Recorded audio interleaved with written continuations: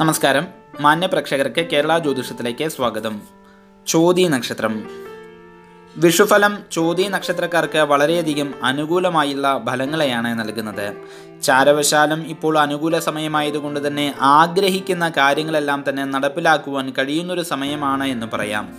തൊഴിൽ രംഗത്തിലും പുരോഗതി വരുത്തുവാൻ കഴിയുന്നതാണ്. വിഷമതകളിൽ നിന്നെല്ലാം തന്നെ മോചനം പ്രതീക്ഷിക്കാം. പുതിയ ചില തീരുമാനങ്ങൾ നടപ്പിലാക്കുവാൻ സാധിക്കും. ധനപരമായി വളരെയധികം ഗുണപ്രദമായ സമയമാണ്.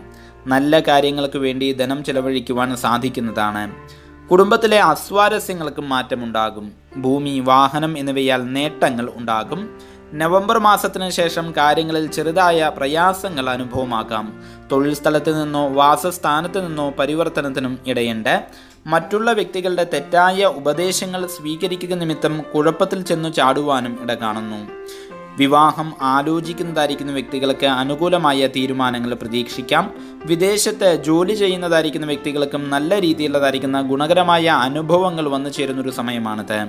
ദോഷപരിഹാരാർത്ഥമായി ശിവങ്കിൽ മാസം പ്രതി ജന്മനക്ഷത്രത്തിന് ആയുസ്സോക്താർച്ചന വഴിപാട് നടത്തി പ്രാർത്ഥിച്ചു വരുന്നത് ഗുണം ചെയ്യും.